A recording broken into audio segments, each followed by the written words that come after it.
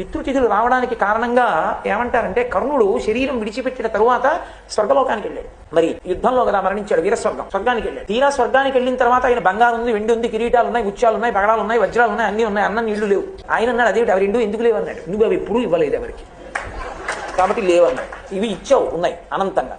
అంటే ఆయన అన్నాడు నాకు చెయ్యడానికి ఎవడు లేడు. ఎందుకనంటే మహాభారత సంగ్రామంలో అందరూ చచ్చిపోయిన తర్వాత బ్రాహ్మణులు నిల్చోబెట్టి కృష్ణ భగవానుడు పేర్లు చదివించాడు. ఒక్కొక్కరి పేరు చదివిస్తే నువ్వులు నీళ్లు విడిచిపెట్టారు. వాళ్ళు ఉత్తమ లోకములను పొందుగాక అని ధర్మోదకం, ఆ దాహం తీరడానికి నీళ్లు వదిలేరు. వదిలితే అందరి పేర్లు చదివితే ఒక్కొక్క పేరు చదివితే మావాడే అని ధృతరాష్ట్రుడు తెలివాడు, మావాడే అని ధర్మరాజు తెలివాడు. కర్ణుడు అన్నాడు మావాడు కాడన్నాడు ధృతరాష్ట్రుడు, మావాడు కాడన్నాడు ధర్మరాజు. నువ్వులు నీళ్లకి నోచుకోని వాడు కర్ణుడు. ఇప్పుడు ఉండలేకపోయింది ఇంకా కుంతీదేవి ఏడుస్తూ వచ్చి నిజం చెప్పింది. ఆయన నా పెద్ద కొడుకు ధర్మరాజా, నీ అన్నగారు నువ్వు విడిచిపెట్టాడు. ఆయన అన్నాడు ఎంత తప్పు చేయించావమ్మా, పెద్దవాణ్ణి పడగొట్టించి సింహాసనం నాకు ఇప్పించావు.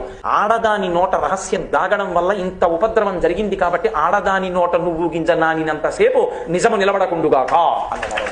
నువ్వులు నీళ్లకి నోచుకోలేదు కర్ణుడు. ఆయన అన్నాడు మహానుభావుడు నేను కిందకెళ్ళి ఉపకారం చేసుకుని వస్తాను, నాకు కొద్దిగా సమయం ఇమ్మన్నాడు. ఆయన యొక్క దానగుణాన్ని చూసి అనుగ్రహించాడంటారు ధర్మరాజు గారు. అప్పుడు కిందకొచ్చి ఆయన ఒక 15 రోజుల పాటు ఉండి చలివేంద్రాలు పెట్టి అన్నశాలలు పెట్టి నీళ్ళు ఇచ్చి అన్నం పెట్టి మళ్ళీ వెళ్ళిపోయాడు. వెళ్ళిపోయినప్పుడు యమధర్మరాజు గారు నువ్వు ఇచ్చావు కాబట్టి ఇప్పుడు నీకు ఇస్తున్నాను అన్నాడు. అంటే ఆయన అన్నాడు చేసుకోకుండా వెళ్ళిపోయిన వాడిని నేనే కాదు చాలా మంది ఉన్నారు ఈ లోకంలో, వాళ్ళందరూ కూడా వెళ్ళిపోయిన తర్వాత బాధపడాలిగా.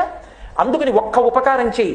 ఏ 15 రోజులు నేను శరీరం విడిచిపెట్టిన తర్వాత కూడా భూమండలం మీదకి వచ్చి ఉపకారం చేసుకున్నానో నాకు నేను అలా ఈ పితృపక్షం అంతటి కాలంలో ఈ 15 రోజుల్లో ఏ తిథి నాడు ఏ బంధువులు శరీరాన్ని విడిచిపెట్టారో వాళ్ళ పేరు చెప్పి ఆ రోజున కొడుకులు కాని మనవలు కాని మునిమనవలు కాని ఏదైనా ఒక ఉపకారం చేస్తే, ఒక దానం చేస్తే అది వాళ్ళ ఖాతాలో పడేటట్టుగా అనుగ్రహించాడు, అనుగ్రహిస్తానన్నాడు.